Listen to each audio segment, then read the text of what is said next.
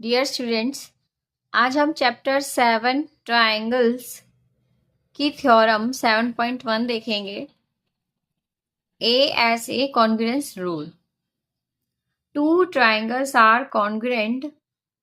दो ट्रायंगल्स कैसी हैं? कॉन्ग्रुएंट होंगी, कॉन्ग्रुएंट है if two angles and one included side of one triangle are equal to two angles and one included side of other triangle।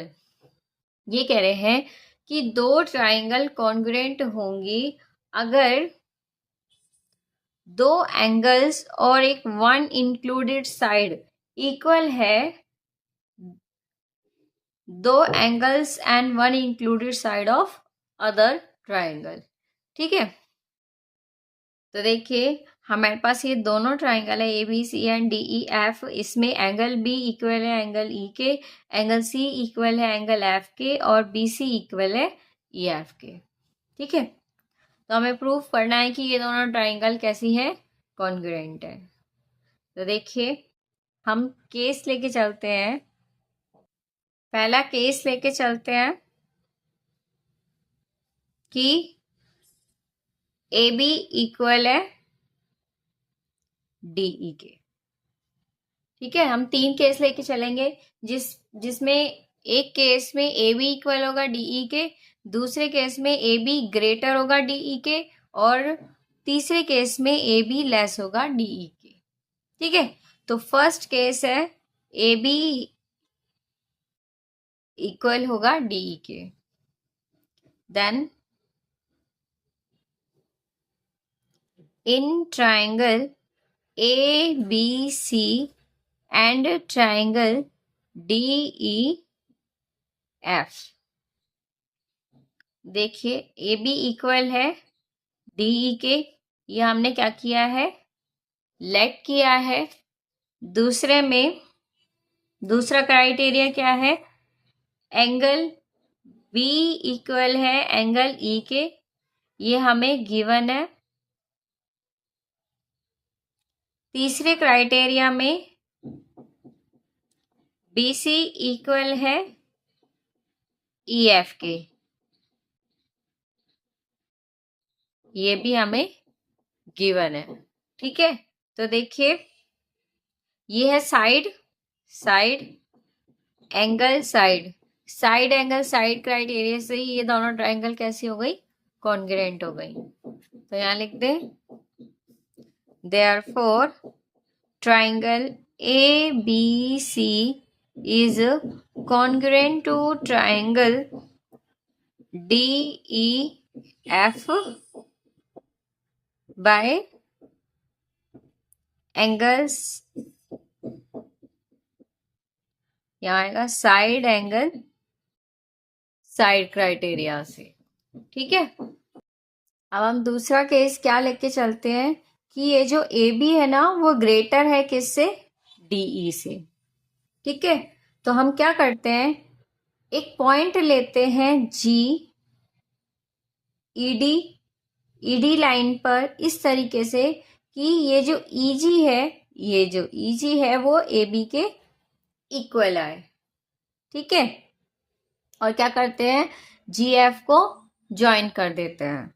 तो अभी हमें क्या करना होगा, ये जो ट्राइंगल है ए बी सी और जी ई एफ, ये दोनों ट्राइंगल को कॉन्ग्रुएंट दिखाना है। ठीक है, तो देखिए in triangle A B C and triangle G E F, A B C और जी ई एफ में देखिए बी सी इक्वल है ई एफ के, ये हमें गिवन है।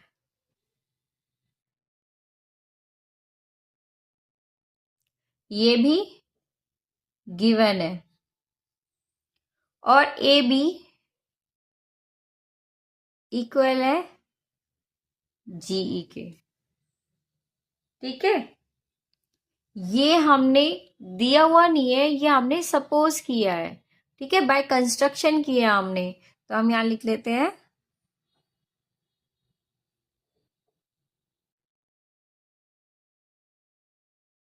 सपोजिशन से। तो यहाँ पर therefore triangle ABC is congruent to triangle GEF by, देखिए, side angle side, side angle side, side angle side criteria से ये दोनों ट्राइंगल कैसी हो गई? कॉन्ग्रुएंट हो गई। अब क्योंकि ये दोनों ट्राइंगल कॉन्ग्रुएंट है तो ये एंगल इक्वल होगा इस एंगल के। Angle ACB is equal to angle GFE by CPCT। CPCT से, ठीक है। बट हमें क्या दिया हुआ है? ये एंगल इस पूरे एंगल के इक्वल दिया हुआ है हमें, है ना? दिया हुआ है ना। एंगल ACB इक्वल गिवन है किसके? एंगल DFE के। ये हमें गिवन है। तो देखिए, इसको इक्वेशन माना फर्स्ट और इसको सेकंड माना। या लिखेंगे from first and second. First और सेकंड से क्या? Angle GFE is equal to angle DFE। ये GFE, ये एंगल और ये एंगल इक्वल होंगे। और ये कब होगा? जब D और G ये दोनों पॉइंट एक ही होंगे। यहाँ लिखते हैं this is possible only if. कब पॉसिबल है? ये D और G ये दोनों क्या करेंगे? कॉन्साइड्स होंगे। If D sides with G coincides with D। ठीक है, जब D और G ये दोनों पॉइंट एक ही होंगे तभी क्या होंगे? ये दोनों एंगल इक्वल होंगे। ठीक है, तो यहां से क्या हो जाएगा? तो यहां से क्या हो जाएगा? AB इक्वल हो जाएगा DE के। और यही हमें क्राइटेरिया चाहिए था इन दोनों ट्राइंगल्स को कॉन्ग्रुएंट प्रूफ करने के लिए। तो यहां से therefore AB is equal to DE। ठीक है, अब हमें एक क्राइटेरिया मिल गया दोनों ट्राइंगल्स को कॉन्ग्रुएंट दिखाने के लिए। Now in triangle ABC and triangle DEF, दोनों में देखिए AB इक्वल है DE के। ये हमने प्रूव किया अभी, प्रूव्ड अबव। देखिए, एंगल B इक्वल है एंगल E के और BC इक्वल है EF के। ये हमें गिवन है। Angle B is equal to angle E और BC इक्वल है किसके? EF के। ये दोनों हमें क्या गिवन है। ठीक है, तो therefore triangle ABC is congruent to triangle DEF। कौन से क्राइटेरिया से? देखिए, side angle side, side angle side criteria से ये दोनों ट्राइंगल कैसी हो गई? कॉन्ग्रुएंट हो गई। और ये हमें क्या करना था? प्रूफ करना था। ठीक है, अब हम थर्ड केस लेके चलेंगे जिसमें AB लेस होगा डीई से।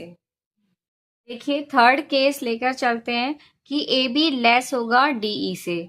इस केस में हम क्या करेंगे कि डीई को प्रोड्यूस करेंगे जी पॉइंट तक और जी और एफ को क्या कर देंगे, ज्वाइन कर देंगे। ठीक है, इस तरीके से लेंगे कि ये जो ए बी है वो जीई के इक्वल है।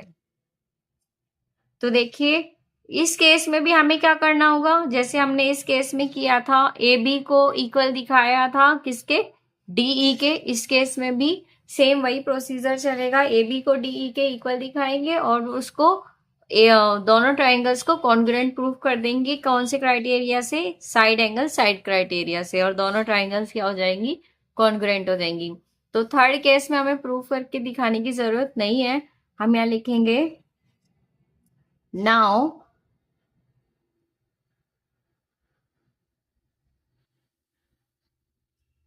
repeating the arguments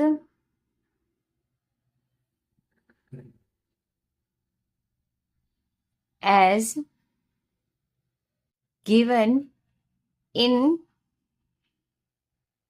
case second,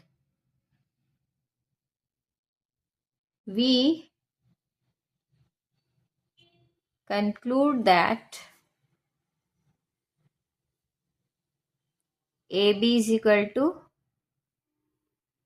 DE and so triangle ABC is congruent to triangle DEF। ठीक है,